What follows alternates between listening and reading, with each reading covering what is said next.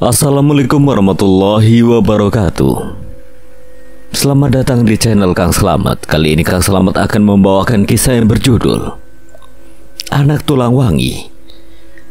Cerita ini ditulis oleh Fasaga. Sebelum kita masuk ke ceritanya, buat kalian yang belum subscribe channel ini, tekan tombol subscribe-nya terlebih dahulu dan tekan tombol notifikasinya agar kalian tidak ketinggalan cerita seram lainnya dari Kang Slamet. Gak usah berlama-lama lagi, langsung saja kita masuk ke ceritanya. Anak Tulang Wangi. Si pengung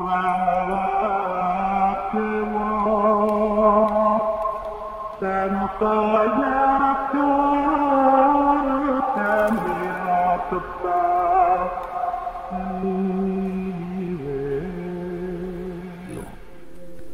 dengan beberapa patung kayu yang terletak di beberapa sudut ruangan ini, di sudut sebelah kanan ada jam lemari antik yang biasa ia lihat di film-film horor. Jam itulah yang baru saja mengeluarkan bunyi nyaring di tengah heningnya malam. Setelah puas memindai seluruh ruangan, Tama mengalihkan pandangannya ke depan. Namun itu adalah salah satu keputusan yang sangat ia sesali dalam hidupnya, karena di sana, tepat di bagian peringgitan, ada sesosok makhluk yang dibungkus kain putih kusam. Itu adalah pocong, tengah berdiri diam melotot ke arahnya. Wajahnya begitu rusak, dikerubungi belatung yang terlihat berjatuhan ke lantai. Pocong itu hanya diam, tetap di posisi semula. Namun sesekali kepalanya terlihat bergerak ke kiri dan ke kanan seolah-olah sedang menyapanya. Tama terdiam kaku. Ia bahkan tidak menyadari sejak kapan pintu utama terbuka. Seingatnya tadi pintu itu tertutup rapat. 3 detik. 3 detik sebelum semuanya menjadi gelap. Ragamu akan abadi tanpa bisa merasakan mati. Rasa sakitmu cukup dari rasa sakit ditinggal orang yang kamu cintai. Itu sumpahku untukmu yang sudah melukai. Seseorang itu terlihat menatap kosong ke arah aliran sungai di depannya. Rahang tegasnya tampak mengeras, menahan rasa marah yang membumbung tinggi memenuhi relung hatinya. Waktune sampun dugi Kanjeng. Pria itu mengangguk dan kembali dalam diamnya. Tama mengerjapkan matanya ketika merasakan tepukan ringan di pipinya. Butuh beberapa detik untuknya mengumpulkan nyawanya. Ia langsung terbangun ketika mengingat kejadian tadi malam. Ada apa? Tanya seseorang di sebelah kanannya. Bagas tambah hanya diam, matanya memandang ke sekeliling ruangan. Terdapat meja rias dengan ukiran naga di seberang tempat tidur. Ternyata dia sudah berada di kamar Bagas. Kamu yang memindahkanku, Mas? Tanyanya yang dibalas serot kebingungan oleh lawan bicaranya. Maksudnya? Tama pun mulai menceritakan apa yang kemarin malam dialaminya. Kamu mimpi, Tam? Tidak apa-apa, mimpi itu hanya bunga tidur. Tama mengangguk, walau sebenarnya ia sedikit tidak percaya jika apa yang dialaminya adalah mimpi. Ia bisa merasakan sakit ketika ia jatuh ke lantai. Bagaimana bisa hanya mimpi? Namun ia lebih memilih diam, tidak mau memperpanjang masalah. Bagas tersenyum, tangannya mengelus rambut Tama. Siang ini ikut Mas ke kota ya. Mas mau cari bahan bangunan. Baik, Mas. Ya udah, kamu mandi dulu, Ki. Setelah ini Mas antar pulang ke posko. Perintahnya yang diangguki oleh Tama. Tama pun berjalan lesu ke arah kamar mandi. Raut wajah yang selalu menampilkan kesan ramah kini berubah datar. Mata tajamnya mendongak menatap lurus ke depan, ke arah warung pajak beranda.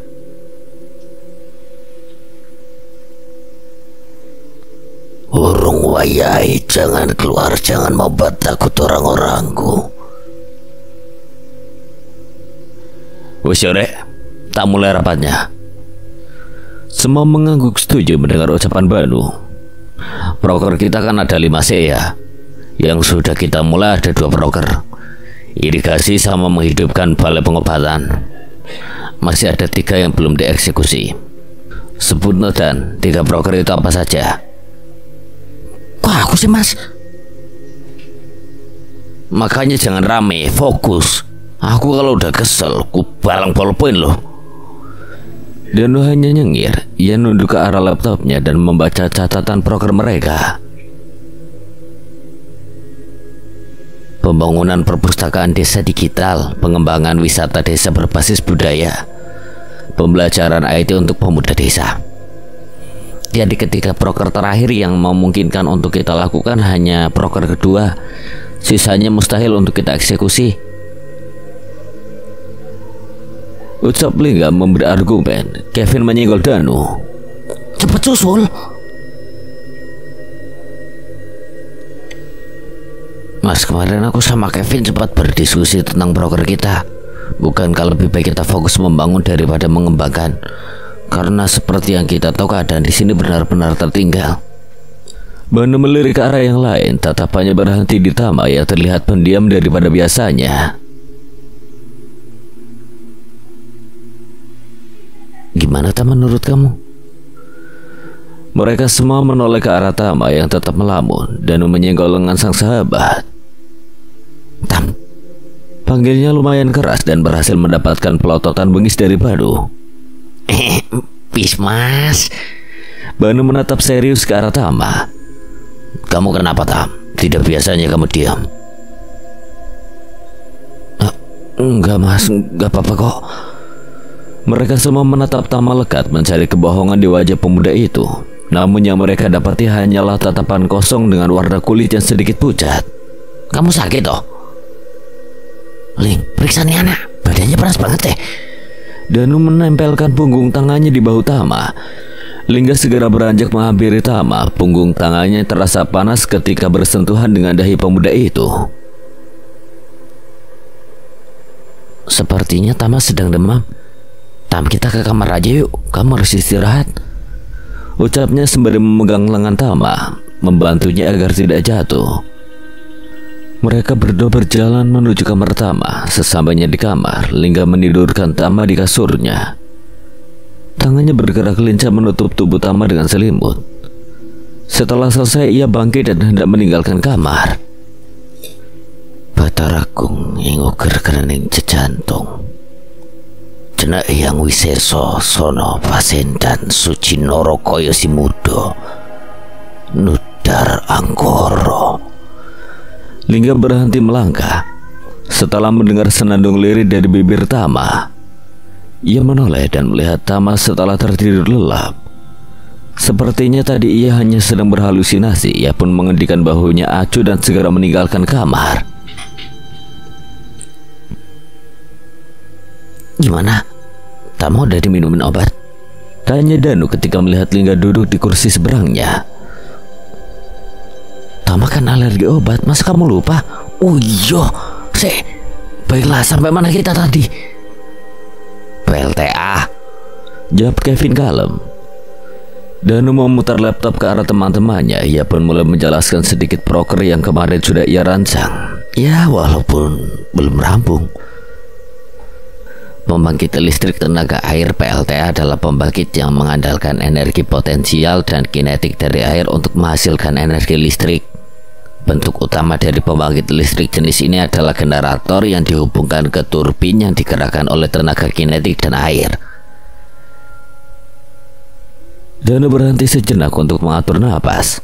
Pada prinsipnya PLTA mengelola energi potensial air diubah menjadi energi kinetis dengan adanya heat. Lalu energi kinetis ini berubah menjadi energi mekanis dengan adanya aliran air yang menggerakkan turbin. Lalu energi mekanis ini berubah menjadi energi listrik melalui perputaran rotor pada generator.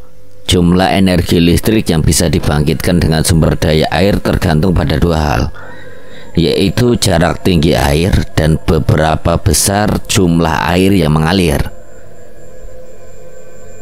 Komponen-komponen dasar PLTA berupa dam, turbin, generator, dan transmisi. Dam berfungsi untuk menampung air dalam jumlah besar karena turbin memerlukan pasokan air yang cukup dan stabil. Selain itu, dam juga berfungsi untuk pengendalian banjir. Contoh waduk Jatiluhur yang berkapasitas 3 miliar kubik air dengan volume efektif sebesar 2,6 miliar kubik. Turbin berfungsi untuk mengubah energi potensial menjadi energi mekanik. Gaya jatuh air yang mendorong baling-baling menyebabkan turbin berputar. Turbin air kebanyakan seperti kincir angin. Dengan menggantikan fungsi dorong angin untuk memutar baling-baling digantikan dengan air untuk memutar turbin. Perputaran turbin ini dihubungkan ke generator. Generator dihubungkan ke turbin dengan bantuan proses dan gearbox. Memanfaatkan perputaran turbin untuk memutar kumparan magnet di dalam generator sehingga terjadi pergerakan elektron yang membangkitkan arus AC. Trafo digunakan untuk menaikkan tegangan arus bolak-balik agar listrik tidak banyak terbuang saat dialirkan melalui transmisi. Trafo yang digunakan adalah trafo setup. Transmisi berguna untuk mengalirkan listrik dari PLTA ke rumah-rumah atau industri. Sebelum listrik kita pakai tegangannya diturunkan lagi dengan trafo step down. Tunggu Dan. Apakah kita harus membangun dam? Bukankah proker ini akan menghabiskan banyak biaya? Dan menggelengnya kemudian mengklik salah satu tombol di laptopnya. Run of river, PLTA jenis ini memanfaatkan aliran sungai secara alami untuk menghasilkan energi listrik. Seperti yang ada di gambar ini, hilir sungai dimanfaatkan sedemikian rupa tanpa mengganggu aliran sungai ke hulu. Energi listrik yang dihasilkan sebanding dengan jumlah volume air per detik yang mengalir. Sehingga saat kering tidak ada air, generator tidak bisa menghasilkan energi listrik. Namun keuntungan dari PLTA tipe ini adalah biaya konstruksinya yang murah dan pembangunannya yang sederhana. PLTA tipe ini cocok dibangun di sini, mengingat kali deras yang bisa dikategorikan sebagai sungai besar. Sangat cocok untuk mendapatkan sumber energi listrik yang ramah lingkungan dengan segera. Mereka menoleh serempak ke arah sumber suara. Di sana Tama berdiri dengan mata terpejam sembari membawa sebuah kapak dan menyeringai ke arah mereka. Tama menatap sekelilingnya dengan bingung. Seingatnya dia tadi sedang di ruang tamu membahas proker baru dengan teman-temannya. Tapi kenapa sekarang ia berada di tengah jalan dalam keadaan gelap seperti ini? Dari kejauhan terlihat setitik cahaya yang perlahan-lahan semakin dekat dengan tempatnya berdiri. Cahaya itu terlihat seperti api. Tama terus melihatnya sampai matanya dapat menangkap sosok pria yang amat dikenalnya. Mas Bagas. Ia pun segera menyembunyikan dirinya ke belakang pohon yang ada di dekatnya. Helaan napas lega keluar darinya setelah melihat Bagas berjalan melewatinya. Apa yang dilakukan Mas Bagas malam-malam begini? Ia pun berjalan pelan mengikuti Bagas. Tama dapat melihat Bagas yang berhenti di depan gapura wetan. Kepala pria itu terlihat menoleh ke kanan dan ke kiri, seolah-olah sedang memastikan sesuatu. Setelah dirasa aman, pria itu berjalan masuk ke dalam hutan. Tama berlari ke arah gapura. Dia tertinggal lumayan jauh dari Bagas karena dia tadi memastikan jarak mereka agar tidak terlalu dekat. Dia terdiam di depan gapura. Dalam hati ia sedikit ragu untuk mengikuti Bagas masuk ke dalam sana. Persetan daripada penasaran. Baru saja kakinya melewati garis pembatas antara gapura dan hutan. Indra penciumannya sudah disambut dengan harum dupa dan juga bunga melati. Wanginya sangat menyengat, membuatnya mual detik itu juga. Kosong, tidak ada apapun yang keluar dari mulutnya. Hanya saja kepalanya terasa sedikit pening. Setelah cukup beristirahat, Tama kembali melanjutkan langkahnya untuk mengikuti Bagas. Yang entah sudah sampai mana, ia sendiri tidak tahu. Tama hanya akan mengikuti instingnya. Kakinya terus melangkah menyusuri jalan setapak yang dipenuhi dengan tumbuhan liar. Dari kejauhan Tama dapat melihat pohon beringin yang sangat besar. Terlihat berbeda dari yang lain, seolah-olah berusaha menunjukkan eksistensinya. Terlihat besar, gelap, dan menyeramkan. Dia berjalan menuju pohon itu. Selangkah dua langkah semakin dekat, semakin gelap dan juga dingin. Bulu kuduknya meremang, kakinya sedikit gemetar. Sampai pada langkah terakhir sebelum ia sampai di tempat pohon itu, Tama terjatuh karena tidak lagi sanggup menopang tubuhnya. Matanya bergetar ketika melihat puluhan pocong dalam posisi sujud menghadap ke arah pohon, mengelilingi pohon seakan-akan mereka sedang menyembah pohon beringin itu. Di tengah-tengah ketakutannya terdengar suara gamelan yang sangat keras. Tama menunduk memejamkan matanya. Suara nyanyian-nyanyian dalam bahasa Jawa turut serta mengiringi gamelan itu. Terdengar merdu dan juga mistis secara bersamaan. Ia mendongak, mencari sumber suara yang ternyata berasal dari bawah pohon beringin itu. Di sana terlihat ramai dengan pemusik dan juga penarinya, terlihat sedang berpesta tanpa memperdulikan para pocong yang mengelilinginya. Tama tetap pada posisi saat ia terjatuh, dalam posisi duduk bersimpu dengan kepala menunduk. Ia tidak memiliki tenaga hanya sekedar untuk berlari. Ia juga tidak berani mendongakkan kepalanya. Suara gamelan itu perlahan-lahan mulai menghilang. Suasana di sekitarnya seketika berubah sunyi, dengan suhu udara yang bertambah dingin. Tama yang penasaran pun memberanikan diri mendongakkan kepalanya. Ning kene wae karo aku ya Cak Bagus. Tam! Banu refleks berteriak setelah Tama melemparkan kapak ke arah mereka. Untung saja mereka cepat menghindar, hingga kapak itu menancap mengenai tembok kayu. Ia pun berjalan mendekati Tama yang tampak diam dengan bibir menyeringai seram. Kalian semua itu tahu apa? Karting ubang-ubang gonku. Danu mengikuti Banu di belakangnya. Mas tambah kesurupan, Mas. Tak tahu Dan, siapa yang bilang tambah dangdutan? Danu mendelik mendengar jawaban Banu. Bisa-bisanya kakak tingkatnya itu masih sempat bercanda di tengah keadaan genting seperti ini. Banu tersenyum geli yang menoleh ke belakang. Dilihatnya Kevin dan Lingga yang malah dia membantu di sana. Jangan diam aja, cepat panggil Mas Bagas. Lingga dan Kevin pun segera berlari ke rumah Mas Bagas. Tam, sadar Tam. Danu mendekat hendak memegang bahu sahabatnya, namun Tama segera menghindarinya. Pria itu duduk bersimpu di lantai, matanya tetap terpejam, dengan bibir yang mulai mengucapkan kalimat dalam bahasa Jawa. Siro sedoyo doro carane kata dumelawan rumangsa paling sempurna. Setan wis awor manungsa datan kena kinawuruhan. Becekake wong kerancingan iblis. Eling sejatining jiwa bakal ninggalke raga. Bali marang Hyang Agung ing mengko aja samar. Sangkon paripun ing mengko padha weruha. Yen asale sengkong parando ing nguni aja nganti kesasar. Sasar jroning pati dadaya tiwas uripe kesasar tanpa pancolokan sukmane. Saparan-paran nglanggut kadya mega katut ing angin, wekasan dadi udan mulih marang banyu dadi bali muting wedang. Ing wajibe sukma tan kena ing pati langgeng dunya akhirat. Tama berhenti, matanya menatap tajam ke arah Banu dan Danu. Bibirnya menyerengai sebelum mengucapkan kalimat yang mampu membuat lawan bicaranya menahan napas. Aku senang Caiki. Badannya bagus, cocok dengan jiwaku. Cepetan Vin, takut ada apa-apa sama mereka. Tegur Lingga menoleh ke arah Kevin yang tertinggal jauh di belakangnya. Kevin mengangguk dan segera berlari untuk menyusul Lingga. Ngomong-ngomong, kamu tahu di mana rumahnya Mas Bagas, Ling?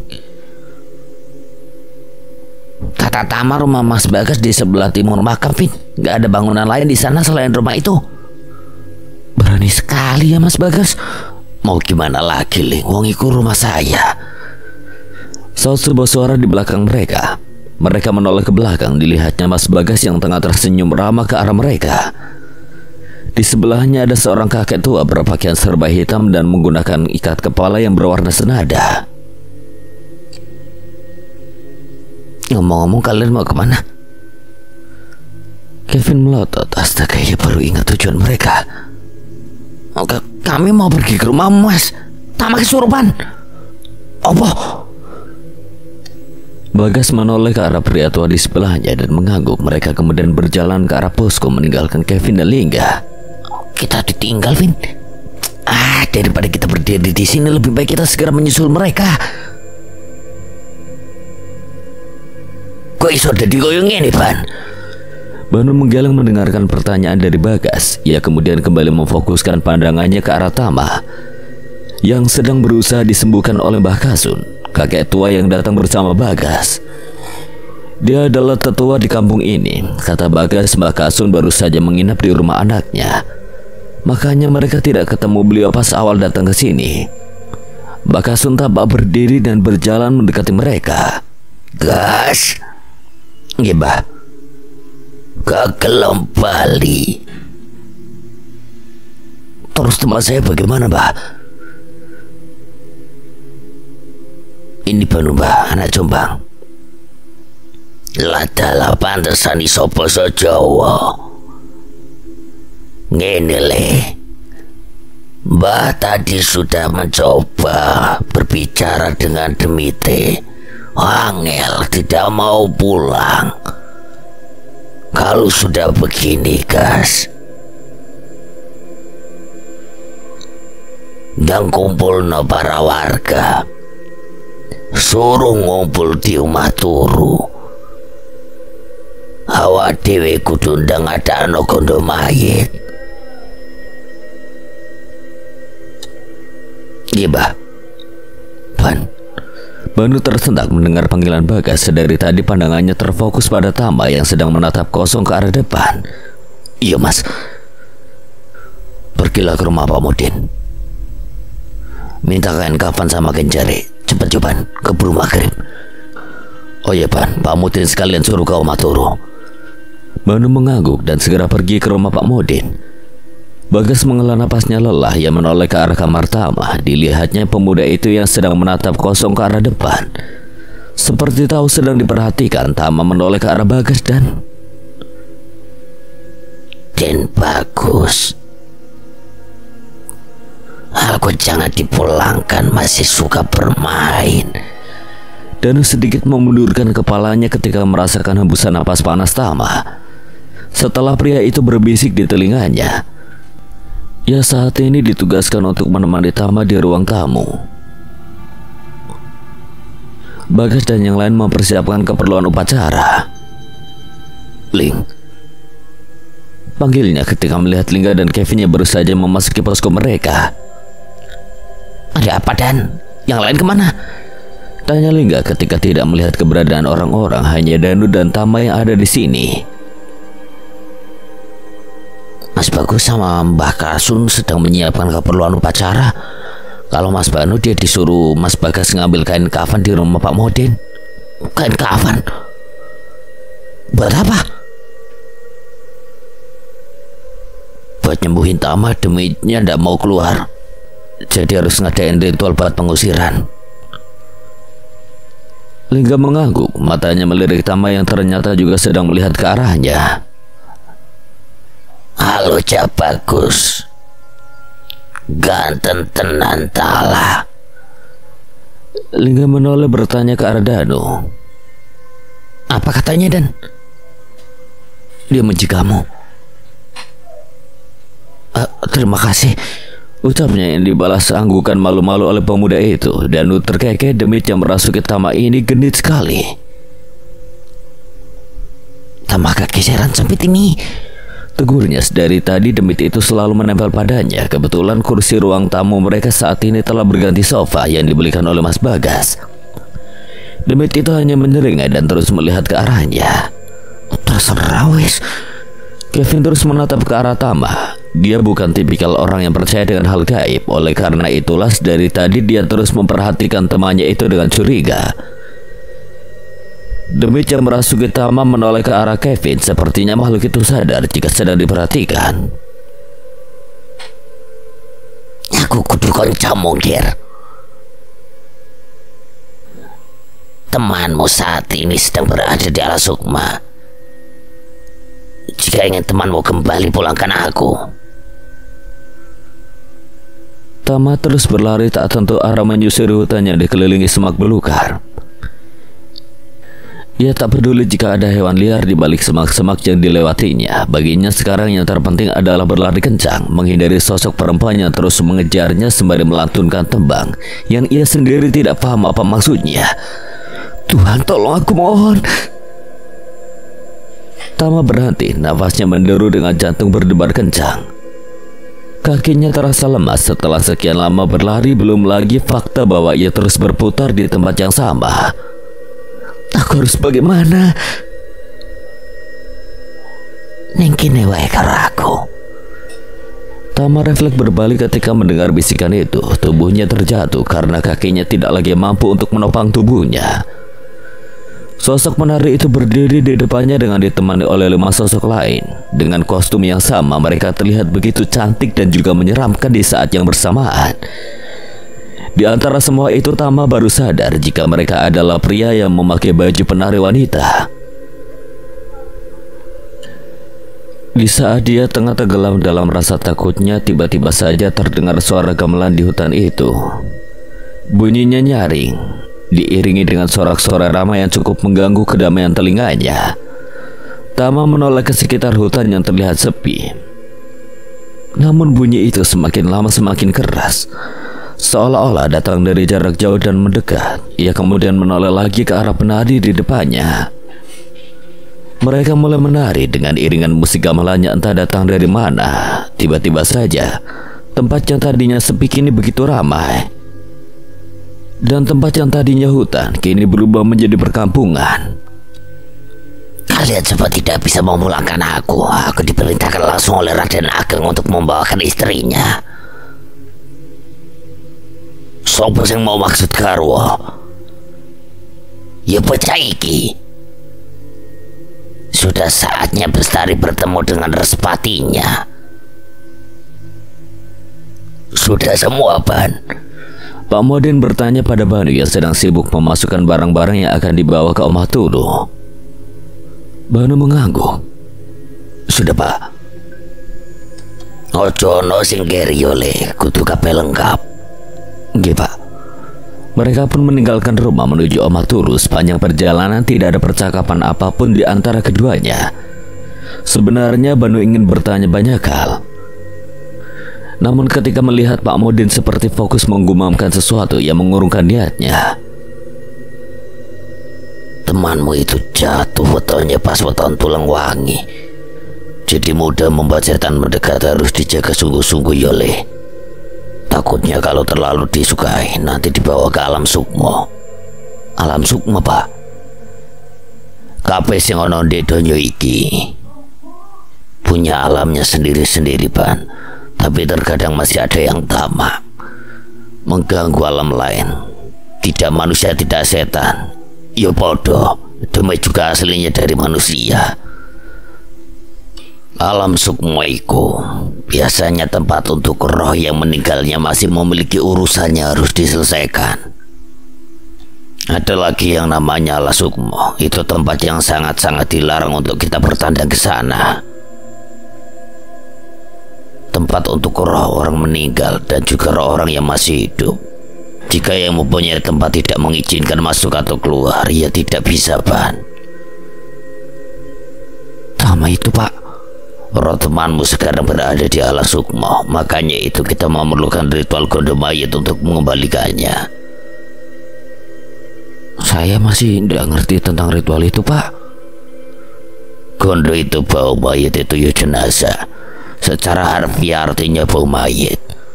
Rogo yang ditempati oleh setan harus dipocongi seperti jenazah, ditandu seperti saat kita mengurusi orang meninggal. Bedanya tidak dibawa ke kuburan, cuma dibawa keliling dengan tujuan memberitahu bahwa bau mayit itu masih di sini. Bukannya sekarang berada di alam sukmo. Tam! Percakapan mereka terhenti ketika mendengar teriakan itu. Banu melihat ke arah sekumpulan warga yang kini sedang berdiri di pinggir sungai. Astaga! Gumamnya ketika melihat Tama yang sedang menari di tengah derasnya air sungai. Tama menatap ke sekelilingnya dengan bingung. Hutan tadi kini berubah menjadi perkampungan zaman dulu yang tampak ramai. Dia serasa sedang ikut dalam drama kolosal yang sering ditonton oleh Danu. Ini di mana?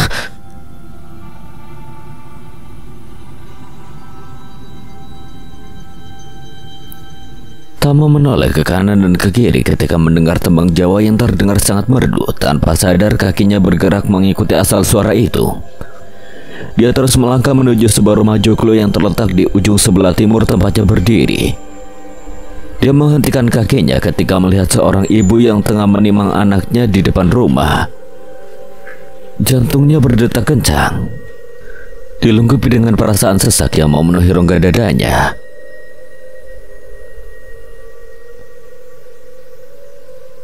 Anak kita itu laki-laki, Bu. Ku dengar kok kamu puji cantik saja dari tadi. Tama dapat melihat seorang pria yang berjalan mendekati perempuan itu. Sepertinya dia adalah suaminya, walaupun dia tidak mengerti apa yang mereka bicarakan. Namun dia dapat melihat tatapan penuh cinta dari pria itu pada istrinya. Bestari kita kan memang cantik, Pak, walaupun lelaki. Tapi wajahnya cantik mengalahkan Tuan Putri. Bu, jangan berbicara seperti itu. Nanti kalau Adipati dengar kita bisa dihukum. Lagian, Bu, namanya Bestara, bukan Bestari. Bestari itu digunakan untuk anak perempuan. Tama menatap pasangan suami istri di depannya bingung. Dia pun berjalan menghampiri mereka untuk bertanya. Permisi. Hening tak ada jawaban dari pasangan di depannya. Mereka tetap melanjutkan kegiatan tanpa mengindahkan keberadaannya, seolah-olah kehadirannya tidak terlihat di mata mereka. Mereka tidak bisa melihatmu, Cah Bagus. Tama tersentak dan segera berbalik ke belakang. Matanya membulat sempurna ketika melihat seorang yang sangat mirip dengannya. Bak pinang dibelah dua. Sosok itu memakai baju penari perempuan, terlihat begitu cantik dan sedikit pucat. Siapa kamu? Sosok itu tertawa, tawa yang terdengar merdu di telinga Tama. Aku Yoko aku. Dan mengusap belakang kepalanya ketika mendengar tembang yang begitu ditakutinya sedang disenandungkan oleh demit yang merasuki Tama. Jangan lupakan mata tajam itu menatap lurus ke arahnya, disertai dengan seringai menyeramkan yang menghiasi wajahnya. Masa aku takut? Dia menyembunyikan tubuhnya di belakang Banu yang baru saja datang bersama Pak Mudin. Banu merangkul bahwa adik tingkatnya itu erat, memberikan rasa nyaman yang mampu menghilangkan ketakutan Danu. Banu menoleh ke arah Kevin dan Lingga. Sudah berapa lama di sana? Sekitar setengah jaman, Mas. Mas Bagas kemana? Mas Bagas sedang mempersiapkan kelengkapan ritual di Omaturu. Lingga menjawab dengan mata yang tidak pernah lepas dari Tama. Pak Mudin yang mendengar itu segera berbicara. Sebaiknya kita segera membawa teman kalian ke sana. Hari sudah mulai petang. Jika malam tiba, kekuatan mereka akan bertambah lebih kuat dan saya tidak yakin apakah ritual ini akan berhasil. Mereka pun segera bergegas untuk mengeluarkan Tama dari sungai. Mbak, ini kain kafannya diapain? Lingga bertanya kepada Mbak Kasun yang sedang membasuh tubuh Tama dengan kembang 7 rupa. Mbak Kasun menoleh tangannya menuju ke arah Omaturu. Kamu langsung ke sana saja, Bagas ada di sana. Oh, baik, Mbah. Lingga mengangguk sembari berjalan ke arah Omaturu. Sesampainya ia di depan Omaturu, dia melihat Bagas yang sedang menggelar tikar di bagian tengah tempat ini. Mas, ini kain kafannya. Yang lain kemana? Mas Banu dan Kevin sedang bersama Pak Mudin untuk mengambil keranda di warung pojok, Mas. Kalau Danu, dia sedang membantu Mbak Kasun membersihkan tubuh Tama itu di sana. Jawabnya sembari menunjuk ke arah Danu yang terlihat sibuk membantu Mbak Kasun. Bagas mengangguk paham. Ya udah, kamu bantu saya saja. Sekarang tolong ambilkan tali di dalam tas itu. Lingga membuka tas berisi kain kafan di tangannya. Ia merogoh mencari-cari tali yang dimaksud oleh Bagas. Ini, Mas, ucapnya sembari menyerahkan 5 utas tali yang ditemukannya. Bagas menerima tali itu dan langsung meletakkannya di atas tikar. Posisinya adalah 3 tali panjang yang ditaruh di bagian sikut, pinggang, dan lutut, dan 2 tali pendek yang digunakan untuk mengikat ujung kepala dan ujung kaki. Tolong pasangkan kainnya, enggak? Yang paling lebar letakkan di bawah ya. Lingga mengangguk. Dia mengambil kain kafan yang terlihat lebih lebar daripada yang lain, kemudian meletakkannya di bagian tengah tali. Terus mas, ya udah tinggal tumpangin kain sisanya di sebelah kanan sama kiri. Ditaruh di atasnya mas. Ya tumpangin di atas tepi kain paling bawah di bagian kanan sama kirinya. Lingga pun mengangguk dan segera meletakkan sisa kain sesuai arahan Bagas. Bagas mengambil minyak wangi di dalam tas tadi dan kemudian mengoleskannya di seluruh permukaan kain. Mas, apa dan? Sama Bagasun disuruh mengangkat Tama.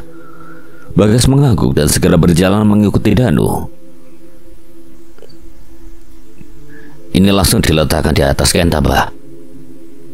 Iya gas, angkat sendiri ya gas. Demitnya minta diangkat kamu. Kalau ndak dituruti Mbak khawatir dia bakal ngamuk. Bagas menatap ke arah Tama yang ternyata juga melihat ke arahnya. Halo Mas Bagas. Bagas hanya mengangguk mendengar sapaan demit itu. Tangannya segera meraih tubuh Tama dan menggendong ala bridal style. Mas Bagas ganteng, udah gitu baunya wangi, aku suka. Bagas hanya diam, membiarkan semua tingkah geni demit yang sedang berada dalam gendongannya. Sesampainya Bagas di Omaturu, ia segera meletakkan tubuh Tama di atas kain kafan yang tadi sudah mereka persiapkan. Bakasun segera menutupi tubuh Tama, dimulai dari lembar pertama sebelah kanan, ditutupi dengan lembar terakhir sebelah kiri, dan kemudian ditali. Bakasun bersenandung pelan sembari kedua tangannya mengikat satu persatu tali di tubuh Tama. Suaranya merdu dengan kesan mistis di sore yang menjelang petang ini. Setelah tubuh Tama berhasil dipocongi, beliau memerintahkan Danu dan Lingga untuk menjaganya. Dia menoleh ke arah Bagas dan memberi isyarat untuk mengikutinya meninggalkan Omaturu. Kerandanya mana gas? Belum datang mbah. Kok suwe men gas? Iki wes kate maghrib.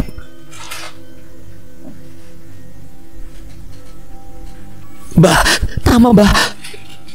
Bagas dan Bakasun refleks menoleh ke arah Omaturu. Di sana mereka melihat Tama telah berdiri kokoh dengan pakaian pocongnya. Tali kepala pocongnya terlepas memperlihatkan wajahnya yang tampak murka dengan mata yang memerah seperti darah. Waktu nih sampun cerandoro. Seseorang yang dipanggil Tuan itu mengangguk, matanya menyorot tajam ke arah ringin besar di depan mereka.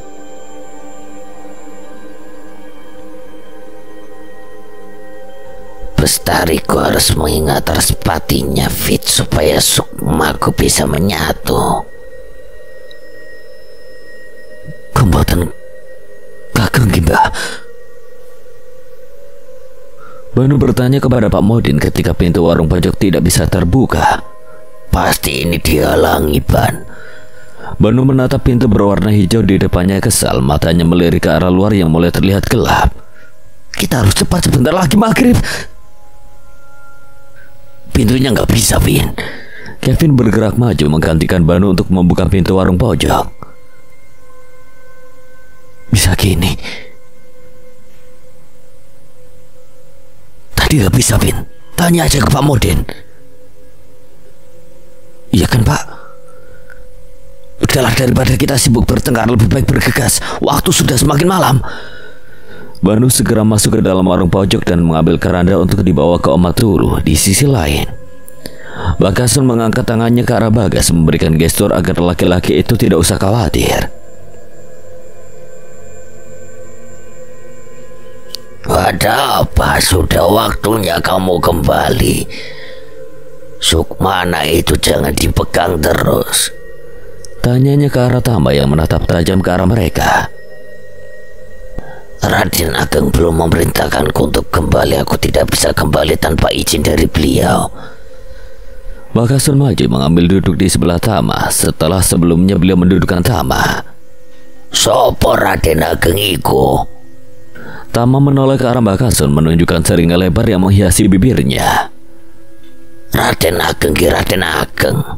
Namanya terlalu agung untuk disebutkan. Wah, ini kerandanya. Mereka menoleh ke arah Banu yang baru saja datang sembari membawa keranda bersama Kevin. Aku mau moleh. Mereka refleks terkejut oleh teriakan Tama. Pemuda itu begitu marah, apalagi ketika Mbah Kasun menahan tubuhnya untuk tetap berbaring.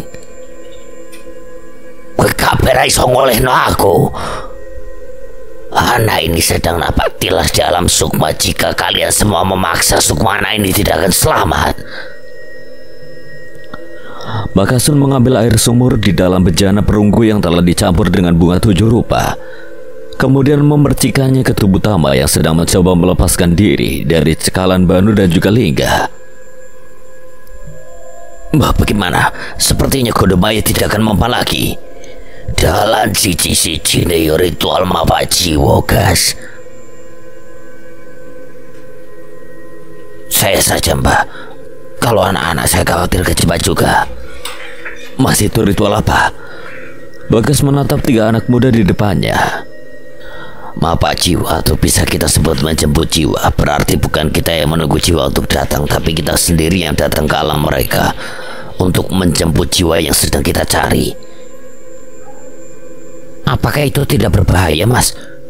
Ya bahaya enggak. Kalau jiwa kita terjebak di dalam sana, otomatis tubuh kita telah ditinggalkan oleh jiwa alias kematian. Aku tidak mengerti apa yang kamu katakan. Ikut aku akan membawamu mencari jawaban dari kebingunganmu. Aku tidak akan mencelakakanmu. Sudah kukatakan aku adalah kamu dan kamu adalah aku. Dia kemudian menunjuk ke arah pasangan suami istri yang baru saja masuk ke dalam rumah. Apakah kamu merasakan perasaan sesak ketika melihat pasangan suami istri itu? Iya. Bayi itu adalah aku. Tama membulatkan mata terkejut. Sebenarnya apa yang sedang terjadi dan di mana dia sekarang? Sudah kubilang, ikuti aku akan menjawab semua kebingunganmu. Tama pun mengangguk. Dia segera mengikuti sosok yang mirip dengannya itu untuk berjalan ke arah timur, memasuki sebuah gapura yang tampak tak asing di matanya. Bukannya ini gapura wetan? Dia menutup rapat bibirnya, menahan semua rasa penasarannya dan memutuskan terus mengikuti sosok di depannya. Mereka terus berjalan menuju ke sebuah pohon beringin besar yang dilihatnya ketika pertama kali terjebak di alam ini. Bedanya, suasana di sini sama sekali tidak menakutkan, justru terkesan ramai. Dengan suara musik gamelan diikuti oleh sorak-sorai warga yang tengah menikmati pesta. Sebenarnya kita mau kemana? Sosok itu menoleh ke arahnya, mengeluarkan senyum misterius yang mampu membuat bulu kuduk berdiri. Kamu lihat mereka?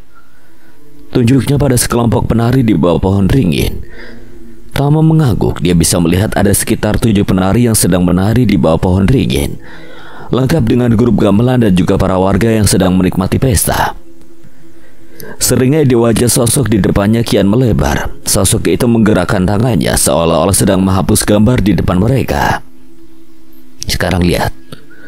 Tama mendongak, matanya membulat sempurna ketika suasana yang tadinya sangat ramai kini berubah sunyi, berganti menjadi sosok penari perempuan dan juga seorang lelaki berpakaian bangsawan. Kebahagiaan tampak jelas menghiasi wajah kedua sosok itu. Sepertinya mereka sedang dimabuk cinta. Kang Mas mencintaimu Diajeng. Tapi kamu sudah dijodohkan, Kang Mas. Adipati bisa murka. Tama dapat melihat sosok perempuan yang perlahan berjalan menjauhi sosok lelaki itu. Sosok lelaki yang wajahnya tidak begitu jelas. Sosok penari perempuan itu berjalan ke arahnya, terlihat cantik dan juga anggun secara bersamaan. Namun ada yang aneh ketika sosok itu sudah berada di dekatnya. Dia baru bisa melihat wajahnya dengan jelas. Itu aku. Dia menoleh cepat ke arah sosok di depannya. Ada apa ini? Sebenarnya apa yang sedang terjadi? Kenapa sosok penari itu mirip dengan sosok yang membawanya ke sini? Dan sosok itu sangat mirip dengannya. Aku harus ngomong kan, kue yo aku yo kue. Sekarang kita sedang menapak tilas kehidupan kita di masa lalu. Berarti ini kehidupanku di masa lalu. Kita di masa ini menjadi lingkar yang dipercaya untuk menghibur tamu-tamu yang datang dan singgah. Lingkar? Mereka adalah sekumpulan penari pria yang dipilih sendiri oleh Adipati. Biasanya Adipati memilih mereka karena kecantikannya mereka miliki, walaupun notabene mereka adalah laki-laki. Lingkar sendiri berasal dari Jarwoto, bahasa Jawa, Dia arah neleng jebule lengker. Apa hubungan semua ini? Aku masih tidak mengerti. Kamu harus bersabar, Tama. Perjalanan kita masih panjang. Kamu harus mengingat siapa dirimu terlebih dahulu. Setelah itu kuserahkan padamu untuk menjalankan tugas terakhir kita. Tugas terakhir? Belum saatnya, hanya ketika waktunya tiba. Aku mohon bunuh mereka semua untukku.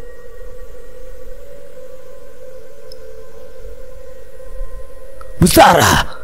Tama refleks menoleh ke arah sosok lelaki tadi yang saat ini berteriak memanggil nama penari itu. Matanya membulat sempurna ketika melihat sosok yang sangat dikenalinya. Mas Bagas? Dia Mas Bagas? Sosok di depannya hanya tersenyum, tidak berniat sedikit pun untuk menjawab pertanyaan Tama. Tama memijit kepalanya, rasa pusing mendarahnya ketika tiba-tiba saja gambaran-gambaran acak yang terlihat buram terlintas di kepalanya. Sudah waktunya, Tam. Tama menatap sosok di depannya bingung. Ia hendak membuka mulutnya untuk bertanya, namun kegelapan lebih dulu mengambil kesadarannya. Saiki suwaya kowe weruh jati dirimu, Tam.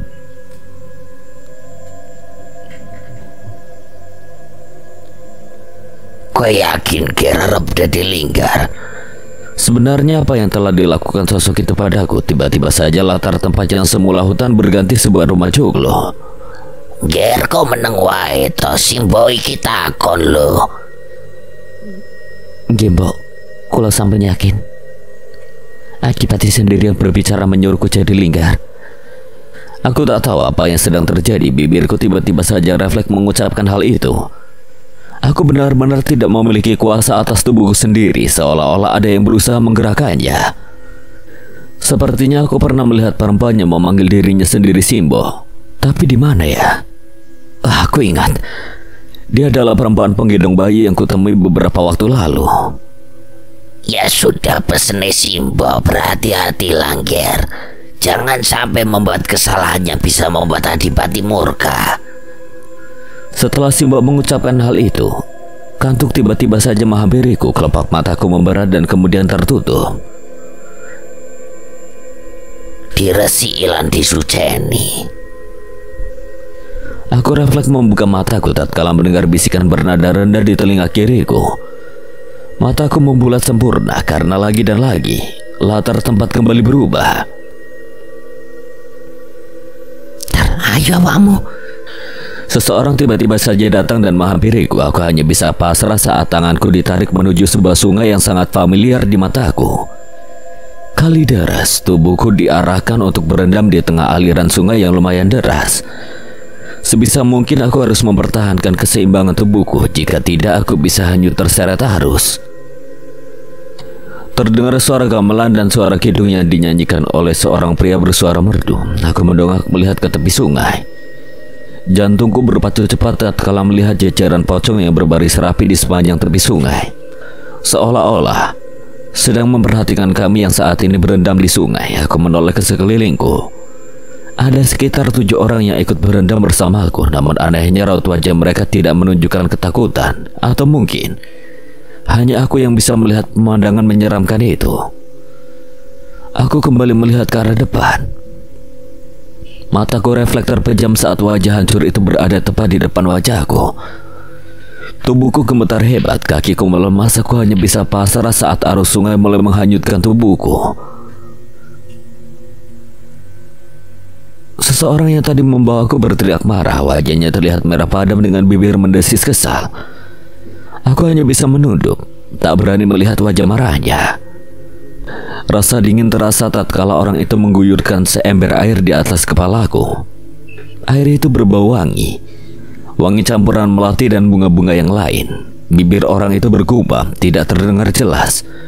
Namun sekilas seperti membaca mantra. Aku memejamkan mataku berharap latar tempat kembali berubah.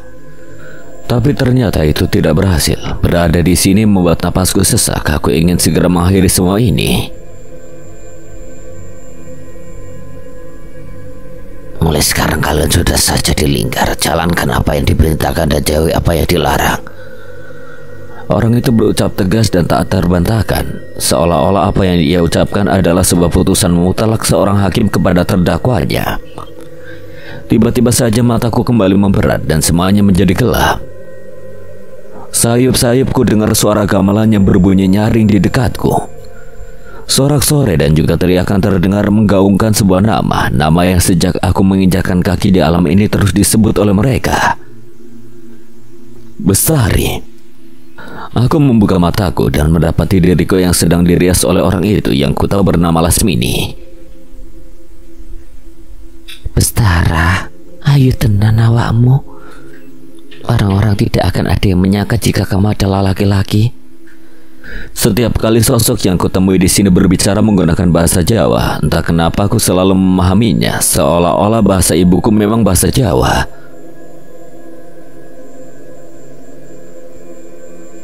Cantik itu luka. Tiba-tiba saja kalimat itu keluar dari bibirku. Sekilas aku dapat melihat tubuh Lasmini tersentak. Dia tertawa canggung. Kamu benar, Wiyatar. Kata Adipati penampilan hari ini harus bagus. Soalnya akan ada tamu dari kerajaan Kediri. Pangeran Sopolas.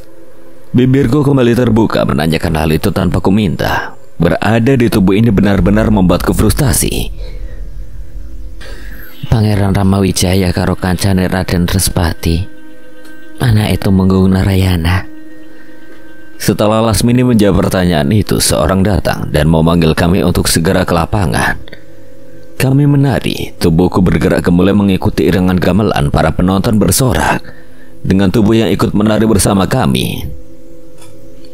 Suasana terlihat begitu ramai. Aku mengamati seluruh penonton. Pandanganku berhenti pada sosok pria yang kini juga tengah menatap lekat ke arahku. Wajah yang sangat ku kenali, Mas Bagas. Ada apa ini? Apa yang sebenarnya terjadi? Aku ingin berhenti. Ku mohon cukup untuk jelaskan apa yang terjadi. Hatiku sesak saat menatap wajahnya. Kantuk tiba-tiba saja kembali menderaku. Cahyo. Bisikan lirih terdengar di telingaku, membuat aku membuka mata dan mendapati Mas Bagas yang saat ini sedang tidur di sebelahku. Seluruh tubuhku terasa remuk redam, sakit dan juga mati rasa. Aku dapat merasakan tubuh kami yang menyatu tanpa penghalang di bawah selimut sutra berwarna merah. Maafkan aku, Tara. Aku tidak berniat untuk memperkosamu. Aku hanya kalut saat kamu memutuskan hubungan kita. Aku sudah bilang padamu, aku akan membatalkan pertunangan itu dan memilih bersamamu. Aku tidak menjawab sebelum tiba-tiba dobrakan pintu dan juga teriakan berisikan makian dan kutukan beberapa pria menyerbu kamar ini dan mulai melempar kami dengan batu dan benda tajam lainnya. Mas Bagas segera menutup tubuhku dengan selimut dan juga pelukan hangatnya berusaha melindungiku. Ratu izin melakukan hal terlarang di wilayah ini. Duh Gusti, Raden Resipati, ayahmu orang terpandang, kepercayaan Sri Maharaja Kertajaya. Kok bisa kamu mencoreng wajah ayahmu dengan tak? Di tengah-tengah kemarahan pria itu, ada seseorang yang datang dan membelah kerumunan. Mataku melotot terkejut saat mendapati seseorang yang sangat mirip dengan Pak Rama. Kamu harusnya memilihku, Tar, bukan malah Respati. Kita sudah membicarakan hal ini, Pangeran. Dia memang milikku, tapi sekarang tidak. Menjaga. Kulihat beberapa prajurit datang dan langsung memisahkan aku dengan Mas Bagas. Mereka kemudian mengikat tubuh Mas Bagas di sebuah kursi kayu di samping ranjang.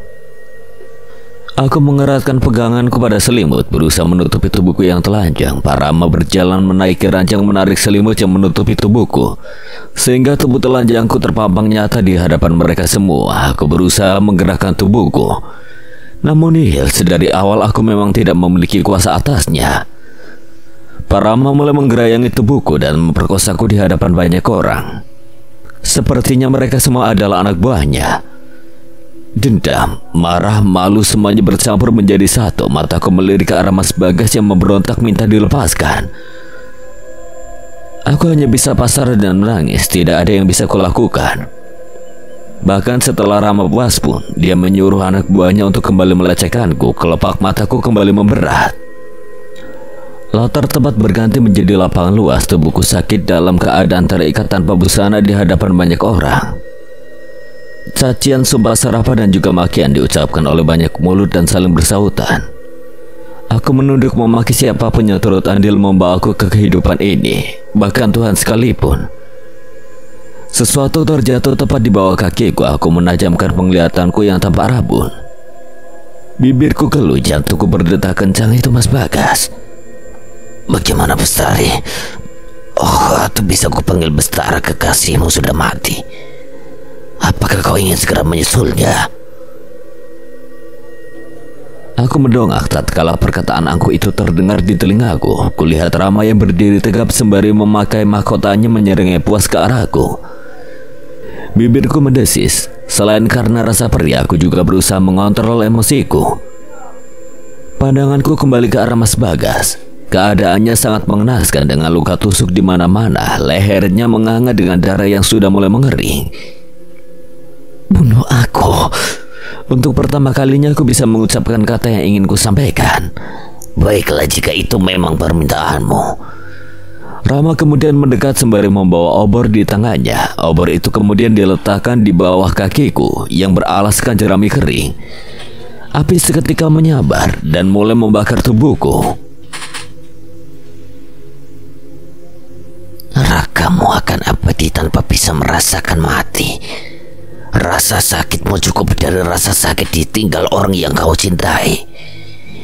Itu sumpahku untukmu yang sudah melukai, dan desa ini bakal menjadi saksi penjara jiwa yang tidak diterima Tuhan. Mulutku tanpa ku perintah mengeluarkan sumpah yang terdengar menggelegar sebelum kegelapan menghampiriku. Aku membuka mataku cepat. Bisikan itu mampu membangkitkan sesuatu dalam hatiku. Sebuah perasaan bahagia, rindu, dan juga sesak, semuanya bercampur menjadi satu. Sekitarku kembali seperti sedia kala. Ringin besar sebagai titik awal kehadiranku di sini. Aku mengingatnya. Aku mengingat segala sesuatu yang terjadi padaku di masa lalu. Tentang kekasihku Raden Respati, tentang Pangeran Rama yang juga mencintaiku, tetapi ku tolak karena aku yang mencintai Respati, menimbulkan dendam di hati pangeran ketiga itu. Pak Rama adalah Pangeran Ramawijaya. Dia abadi karena sumpah yang aku ucapkan, dan desa itu bukan desa manusia. Sumpahku membuat mereka terpenjara di sana. Pantas saja aku tidak pernah melihat anak kecil karena penduduk di sana adalah orang yang sama. Tama menoleh ketika nama aslinya dipanggil dengan kencang. Bibirnya terangkat naik tatkala mendapati Bagas berdiri di bawah ringin di depan kumpulan pocong yang bersujud. "Mas!" teriaknya lalu berlari dan memeluk prianya erat. "Cahayu, Kang Mas rindu. Apakah kamu sudah mengingatku, Cahayu?" "Aku sudah mengingatmu, Kang Mas. Maaf karena telah melupakanmu." "Ini sudah hukumanku, Cahayu. Tidak apa-apa." Tama menunduk. Dia menggigit bibir bagian dalamnya. "Ada apa?" Maafkan aku karena membuat kalian terpenjara di desa itu." "Itu juga sudah hukuman kami, Cahayu. Kamu jangan merasa bersalah. Seharusnya aku yang minta maaf karena telah membuat skenario rumit ini. Aku hanya ingin bertemu denganmu."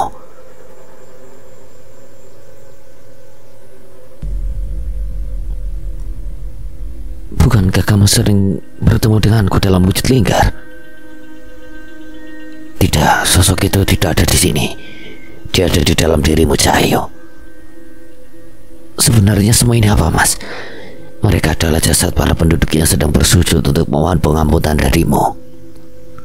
Bagas meraih tangan Tama, membawanya menuju ke belakang pohon beringin. Ini..." Tama terkejut saat melihat sebuah nisan yang tampak begitu megah, ditutupi dengan kain putih dan juga bunga melati yang dirangkai sebagai tudung. Di sebelah kanan dan di kiri terdapat payung emas seperti milik kerajaan, mengingatkan Tama akan makam di samping warung pojok. "Ini adalah tempat jasadmu dikuburkan, Cahayu. Sesaat setelah sumpahmu terucap, demi-demi yang semula tidak terlihat oleh manusia menjadi terlihat. Orang yang mati dan dikubur, mereka akan bangkit dan hidup lagi. Bahkan aku yang sekarat pun terkena dampak menjadi makhluk abadi seperti Pangeran Rama." Tama menutup mulutnya menggunakan kedua tangan. Ia tidak menyangka sumpahnya dikabulkan oleh Tuhan. Para penduduk begitu kalut dan ketakutan, tidak bisa merasakan sakitnya mati. Namun tidak bisa kembali kepada Tuhan kami. Sesaat jasad kami ditutupi tanah, Malamnya jiwa kami kembali lagi. Pocong sujud itu mereka dalam ayat yang bangkit setelah sumpahmu. Untungnya Mbah Kasum menemukan cara agar mereka bisa beristirahat walaupun hanya sementara, yaitu meletakkan mereka di atas tanah dalam posisi bersujud. Bagas berhenti sejenak, tangannya memegang tangan Tama erat. Sayangnya metode itu tidak berlaku pada kami yang masih hidup saat sumpahmu terucap.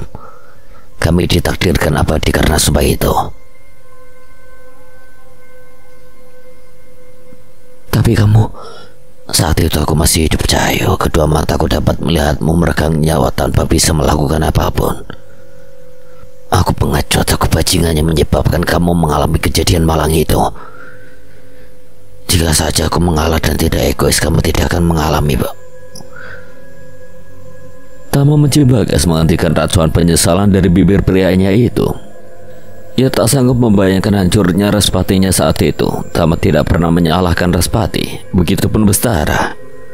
Mereka sudah memaafkan Respati karena memang bukan dia yang salah. Apa yang akan kalian lakukan setelah ini? Kami hanya akan menunggu kamu menepati janjimu Cahayu agar kami bisa pergi ke tempat yang seharusnya. Janji apa? Bukankah selain sumpah itu kamu juga mengucapkan janji untuk membunuh Pangeran Rama? Apa kalian tidak merasa aneh? Danu bertanya pada teman-temannya. Saat ini mereka sedang ditugaskan untuk menjaga tubuh Tama dan juga Bagas. Aneh apa, Dan? Dusun ini, Ling. Pertama, tidak ada anak kecil. Kedua, orang-orang yang kita temui selalu sama. Dan terakhir, kejadian-kejadian mistis di luar nalar ini. Benar yang kamu ucapkan? Mereka semua refleks menoleh ke arah sumber suara. Di sana berdiri DPL mereka, Pak Rama. Pak! Banu yang lebih dulu tersadar dari keterkejutannya langsung bangkit dan menghampiri Rama. Maafkan Bapak, ini semua salah Bapak. Bapak tidak tahu kalau ternyata teman Bapak telah salah jalan. Mereka semua mengernyitkan dahi bingung, tidak paham apa yang dimaksud oleh Rama. Rama menghela napas. Dusun ini menganut ilmu hitam untuk kehidupan abadi. Apa yang Anda maksud, Pak? Tidak ada yang seperti itu. Rama hanya diam. Dia melambaikan tangannya memanggil seseorang. Lagi dan lagi. Mereka semua tersentak kaget saat ada seorang lelaki berpakaian hitam menghampiri mereka sembari menyeret kakek-kakek yang sangat familiar di mata mereka.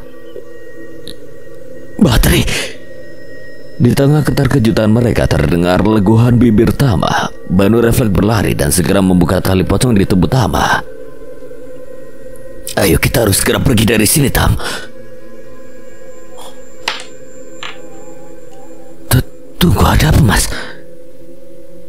Dusun ini terkutuk dan pria di sebelahmu melakukan ilmu hitam untuk keabadian. Tama membulatkan mata terkejut. Bagaimana bisa temannya punya pemikiran seperti itu? Kepalanya mendongak dan mendapati Rama tengah menyeringai ke arahnya. Rupanya si brengsek itu telah mencemari pikiran teman-temanku. Kamu salah, Mas. Yang jahat di sini bukan Mas Bagas maupun penduduk dusun, tapi Pak Rama. Ku ngomong apa sih, Tam? Sepertinya teman kalian telah terkena ilmu hitam. Tama melotot mendengar kalimat itu dari bibir Rama. Ia menoleh ke arah Bagas yang belum juga terbangun. Dia memberontak saat tubuhnya didekap erat oleh Rama. Sebaiknya kamu tenang, sayang. Jika kamu tidak ingin Sukma Bagas kembali, teruslah memberontak. Apa yang kamu lakukan, Jalan? Aku tidak melakukan apa-apa. Sebaiknya ikut aku dengan tenang jika kamu ingin Bagas selamat. Mereka pun berjalan meninggalkan Omaturu. Sebenarnya apa yang terjadi? Entah kenapa Pak Rama terlihat seperti tokoh antagonis di mataku.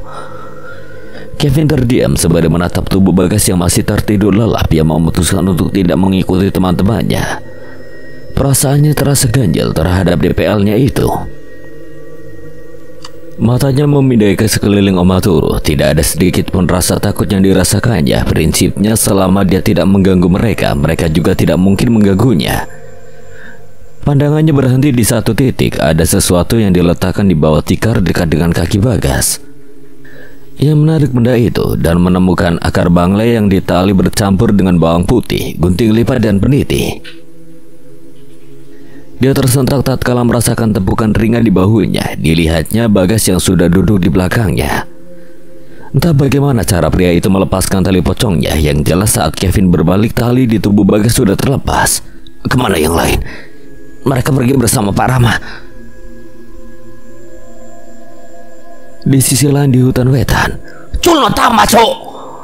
Danu berteriak murka saat melihat sahabatnya dibaringkan di tengah kain jarik yang digelar di bawah pohon beringin, tepat di depan pocong yang bersujud. Rama hanya diam. Pria itu tengah fokus membelai seluruh tubuh Tama dengan penuh kerinduan. Kang Mas rindu, sayang. Tama memejamkan matanya erat tatkala merasakan cipratan air dari daun tulsi di tangan Rama. Apa yang kau lakukan? Aku harus menghidupkan jiwa bestariku. Dia Bestara, laki-laki yang kebetulan berwajah ayu. Kamu tidak mencintainya. Kamu mencintai Bestari, sosok lingkarnya. Rama tidak pernah mencintai Bestara. Dia hanya mencintai Bestari. Nama Tama saat menjadi lingkar, itulah alasan di masa lalu menolak pangeran itu dan memilih bersama Respati, pria yang mencintainya dengan tulus, entah itu Bestari, Bestara maupun Tama. Tidak, aku mencintai kalian dengan porsi yang sama dan tidak berbeda. Tama terkekeh apakah pria di depannya berpikir dirinya naif sehingga mudah bagi pria untuk membodohinya. Jika kau mencintaiku dengan tulus, kau tidak akan berencana untuk membunuhku dan menghidupkan kembali jiwa Bestari. Tama berteriak murka, bibirnya bergetar menahan luapan emosi dan juga isak tangis yang mendesak untuk keluar. Dia lelah, amat sangat lelah. Jika bisa memilih, dia tidak mau dilahirkan dengan wajah ini. Jika bisa memilih, Tama tidak mau datang ke sini. Dan jika bisa memilih, Tama tidak akan mau dilahirkan dengan wujud ini atau bahkan dilahirkan ke dunia. Tak cukupkah kehidupannya yang hancur di masa lalu karena wajah ini, dan sekarang Tuhan kembali meletakkan jiwanya di tubuh yang sama. Dia lelah, dia hanya ingin hidup tenang tanpa teror apapun yang menghiasi hidupnya. Hidupnya sudah cukup kelam bahkan tanpa kehadiran mereka. Entah itu Respati maupun Rama Wijaya, mereka sama, mereka mencintainya hanya karena wajah ini. Tama memejamkan mata erat tatkala Rama mulai membuka pakaian yang ia kenakan. Entah apa yang akan dilakukan oleh manusia brengsek itu. Rama berbalik mengambil sebuah jarik dalam koper yang diletakkan di sebelah kanannya. Pria itu kemudian mengganti pakaian Tama dengan kain itu. Niki Doro, ucap seorang yang baru saja datang sembari membawa nampan berisikan sesajen lengkap dengan dupa yang menyala dan menyebabkan bau wangi yang langsung memenuhi indera penciuman. Rama tersenyum lebar. Pria itu menaruh nampan sesajen tepat di depan Rama. Ia kemudian duduk bersila dan mulai memejamkan mata. Cahayu mongso kepatihan, mongso ciwit, mongso ripta, mongso loro. Sang Sotya mangsa kula wesesi kagem kepinggat panjenengan. Ia kemudian memasangkan gelang dan perlengkapan tari di tubuh Tama. Bibirnya bergerak menggumamkan beberapa kalimat yang diucapkan sembari membasuh wajah Tama dengan banyu kembang. Purwakane panggut, netro terus andulu, nadyan datan andaku nanging wis tumekaning kalbu, mabar pajar pindho sloka binabar. Tangannya berpindah ke arah bahu Tama yang terbuka. Rama kemudian meletakkan selendang hijau di sana. Aku percaya langitan mendung ilang tangis kang melung-melung. Jawata mesti bakal mungkasi surya sumunar hamandangi. Urip kang sayakti, jagat anyar kang dumati. Dan terakhir, pria itu mengambilkan bunga melati dari dalam cawan emas berisikan air di tangannya, kemudian mengusapkan bunga itu pada kedua kelopak mata Tama yang tertutup. Urip kanggo seto, seto kanggo urip. Kaloro lorone padha, muletangi ya Bestari. Setelah kalimat itu diucapkan, angin tiba-tiba saja bertiup dengan kencang. Daun-daun bergoyang menimbulkan suara seperti sebuah bisikan. Kedalaman hutan yang semula gelap dan sunyi kini dipenuhi suara binatang malam yang mampu membuat bulu kuduk berdiri. Hutan itu terasa seperti sebuah neraka yang siap menelan siapapun yang berani memasukinya. Mas, ada apa ini? Lengga berbisik lirik ke arah Banu yang terikat di batang pohon di sebelahnya. Mereka semua sama-sama terikat di sebuah batang pohon dengan dua pohon sebagai jaraknya. Danu sendiri diikat di pohon di paling ujung dan dalam keadaan pingsan setelah tadi berteriak lantang ke arah Rama. Banu menggeleng lemah. Mas Datoling, Mas tidak ngerti kenapa bisa jadi seperti ini. Mereka berdua menoleh ketika mendengar suara sesuatu yang terdengar seperti suara tulang yang patah. Banu refleks menundukkan pandangannya tatkala melihat pocong sujud di sebelah mereka menggeliat berusaha bangun dari posisi sujudnya. Kuandeng, seharusnya kita tidak perlu menuruti perkataan Pak Rama. Bagaimana ini, Mas? Jadi kalian semua bukan manusia? Kevin memekik terkejut setelah mendengarkan cerita dari Bagas tentang apa yang sebenarnya terjadi. David memutar bola matanya malas. Hei, mereka ini manusia, hanya saja mereka lebih tua dari anak-anak itu. Kita tetap manusia, keabadian itu yang membuat kita berbeda. Bagas juga?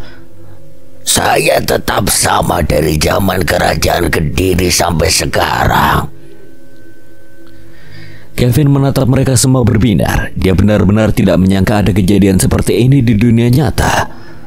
Apa Mbak pernah melihat Raja Jayabaya? Maksudmu Raja Jayangbati?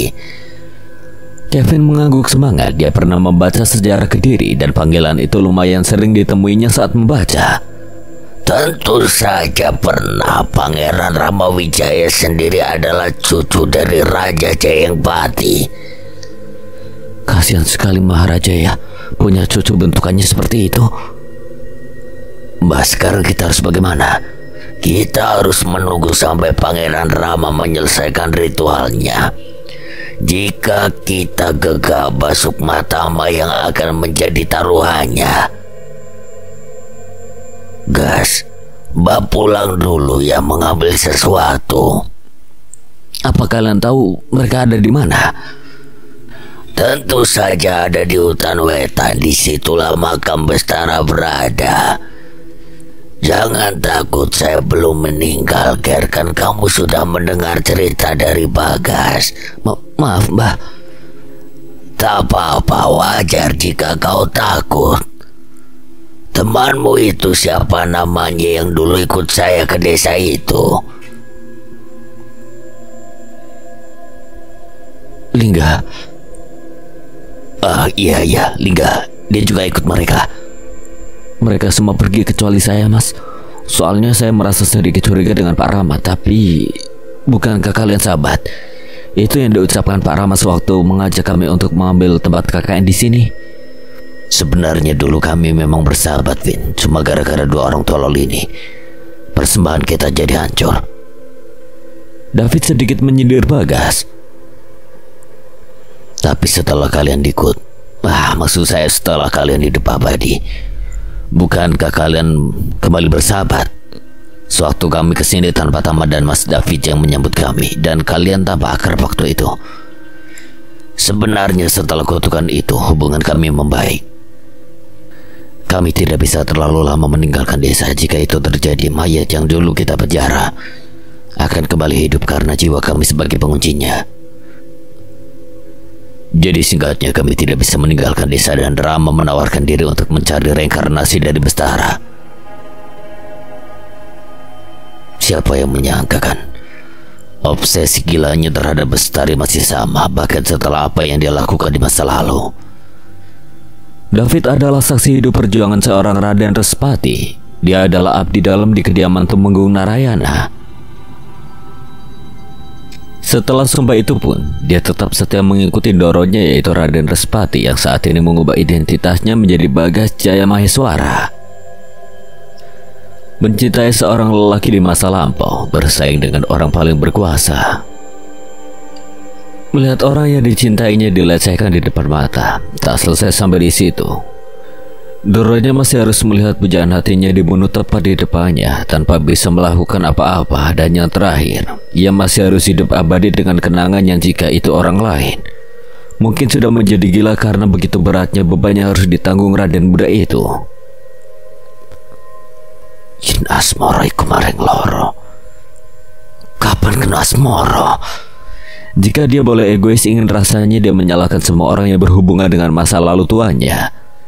Entah itu Rama maupun Bestara, mereka berdua adalah sumber luka bagi Ndoronya. Kasba sudah bawa sumpit Kalamunca. Bakasun datang membawa sebuah bambu rucing berwarna kuning keemasan. Benda itu adalah senjata yang dibuat oleh Empu Gasar, orang sakti di zaman kerajaan Kediri. Tombak itu yang nantinya akan mereka gunakan untuk memusnahkan Pangeran Rama Wijaya, lalu Tama yang sedang dikuasai jiwa Bastara. Bagaimana dengan pasukan mayat hidup milik Rama, Mbah?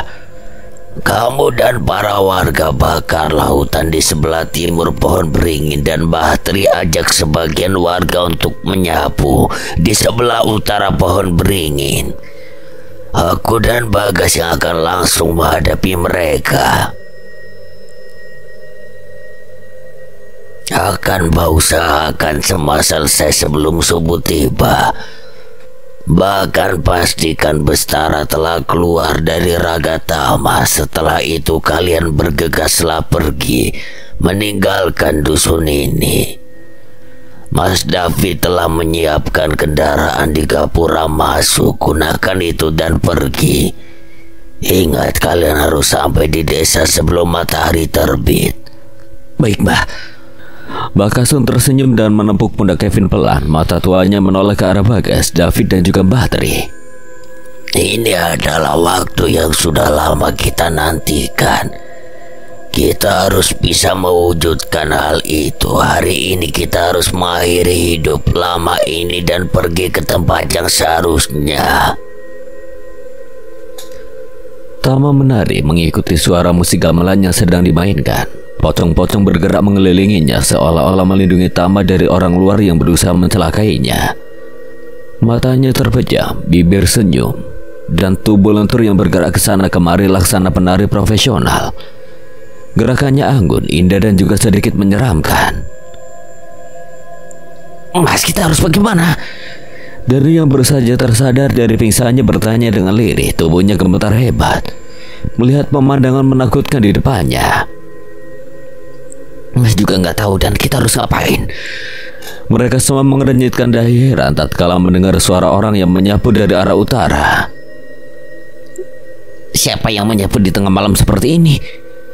Belum sempat hilang kebingungan mereka, mereka kembali dikejutkan dengan pocong-pocong yang bergerak cepat mengambil posisi tepat di depan mereka. Pocong-pocong itu tampak begitu tergesa-gesa, seolah tengah lari dari sesuatu. Jam berapa sekarang? Jam 2-an, Mas. Jawab Lingga. Dia tahu karena dia bisa mengamati posisi bintang dan konstelasinya. Danu menatap Banu penasaran. Apa kau takut jam, Mas? Lihat ke arah timur. Danu dan Lingga menoleh ke arah timur. Di sana mereka melihat cahaya berwarna orange persis seperti matahari terbit. Hei, kalian mau kemana? Ini masih malam. Rama berteriak murka saat melihat pasukan mayat hidupnya bergerak panik meninggalkan dirinya dan Tama. Sialan, siapa yang berani menghancurkan rencanaku? Aku. Saut sebuah suara di belakangnya. Matanya melotot merah saat melihat Bagas datang bersama Mbah Kasun dan juga Kevin. Mbah, dekati Bestari, sadarkan dia dan berikan tombak itu biar Rama jadi urusan saya. Dan kamu, Vin, bebaskan teman-teman kamu. Tunggu di sisi barat pohon beringin. Setelah semua selesai, ajak Tama untuk pergi. Bakasun mengangguk dan segera berlari ke arah Tama yang sedang menari. Mau kemana kau? Lawanmu adalah aku. Bagas berujar dingin setelah menendang perut Rama yang akan berlari menyusul Bakasun. Rama bangkit sembari memegang perutnya yang terasa sakit akibat tendangan Bagas. Pria itu langsung mengarahkan pukulannya untuk membalas. Perkelahian pun terjadi antara mereka berdua. Di sisi lain, Bakasun telah berhasil menyadarkan jiwa Bestari yang kini berada di tubuh Tama. Saiki wayahe bunuh Rama. Percepatan tiba. Bakasun hanya diam. Dia menuju ke arah Rama yang berkelahi dengan Bagas. Cepat selesaikan apa yang kamu mulai, Bestara. Sekarang waktumu untuk menepati janjimu. Bestara mengangguk. dan segera mengambil tombak bambu di tangan Mbah Kasun. Pria itu bergerak lincah menari dengan anggun sembari membawa tongkat. Bibirnya menyeringai saat Rama tengah lengah menghadapi Bagas. Tangannya terangkat mengangkat tongkat dan mengarahkannya ke arah Rama. Dia berteriak histeris tatkala Rama dengan licik menghindari serangannya sehingga tombak runcinya mengenai Bagas. Darah mengucur deras dari bagian dada yang terkena tusukan. Bagas tersenyum tatkala mendengar panggilannya sudah lama ingin ia dengar dari bibir merah bestarinya. Walau samar mata tajamnya masih bisa melihat Tama yang berlari kencang ke arahnya. Ia terduduk dengan bertopangkan lutut untuk menjaga tubuh yang mulai terasa lemah. Tama menoleh tatkala mendengar tawa menggelegar Rama di belakangnya. Matanya membulat sempurna saat melihat Mbah Kasun dalam keadaan tergorok di bagian leher. Sementara teman-temannya kembali terikat di batang pohon dan dikelilingi oleh pocong-pocong yang kini telah bangkit. Ia refleks menoleh ke arah Bagas yang baru saja memuntahkan cairan berwarna hitam dari mulutnya. Tangannya mengepal. Sudah cukup. Kau, ini semua karenamu, karena obsesi bodohmu yang menghancurkan kita semua. Bagaimana jika aku mau musnahkan tubuh ini? Jangan coba-coba, Tama. Rama bertindak frustasi tatkala Tama mulai menempatkan dadanya di depan tombak yang kini menancap di dada Bagas. Jangan lakukan ini. Kau tidak berhak melarangku, Respati. Bagas tersentak tatkala mendengar nada dingin yang dikeluarkan Tama. Tidak, bukan Tama, dia Bestara. Seringnya yang menghiasi wajah Bestara kian melebar tatkala mendengar ucapan penuh keputusasaan dari pria di depannya. Rama berlari kencang menghampiri dua tubuh yang kini menjadi satu dengan tombak bambu yang menancap di bagian dada mereka. Lututnya melemas lagi dan lagi kala dari Respati. Bestarinya kembali memilih meninggalkannya untuk bersama Respati. Tama hanya diam, tidak menanggapi teriakan bernada putus asa dari Rama. Ia menyeringai, tangannya bergerak menggapai tubuh Bagas. Sebenarnya tujuan utamanya adalah ujung tombak. Seseorang berteriak di lorong kampus yang tampak sepi. Ia berlari kecil menghampiri sang sahabat yang sedang terpaku di depan mading universitas. Apa yang sedang kamu lakukan, Vin? Aku hanya sedang membaca ini. Ah, berita itu ya? Kamu tahu? Lawan bicaranya membelalakan mata terkejut. Terlihat lebay memang, namun itulah sebabnya. Melvin, selama ini kamu hidup di mana sih? Cukup jelas kan? Tay menggaruk belakang kepalanya canggung. Dulu setiap mahasiswa yang akan melakukan KKN di kampus ini diharuskan untuk memilih sendiri pada tempat yang akan mereka datangi. Namun pada waktu KKN angkatan 2018 ada satu kelompok yang dinyatakan hilang. Bahkan mereka belum ditemukan hingga saat ini. Karena itulah pihak kampus merubah sistem KKN jadi seperti sekarang, di mana waktu dan tempat pelaksanaannya ditentukan oleh pihak kampus. Hilang? Bagaimana bisa hilang? Tay mengangkat bau acuh. Mana gue tahu. Ah, sudahlah. Ayo pulang, hari udah makin sore nih. Melvin mengangguk. Ia menoleh untuk yang terakhir kalinya. Entah kenapa ada satu nama yang sangat menarik perhatiannya. Nama yang tertera di bagian paling atas daftar orang hilang. Andika Putra Pratama. Sekian. Dan terima kasih buat Fasaga yang telah mengizinkan saya membawakan ceritanya. Apabila ada kesalahan atau kekurangan, Kang Selamat memohon maaf sebesar-besarnya, dan akhir kata Kang Selamat pamit undur diri. Wassalamualaikum warahmatullahi wabarakatuh.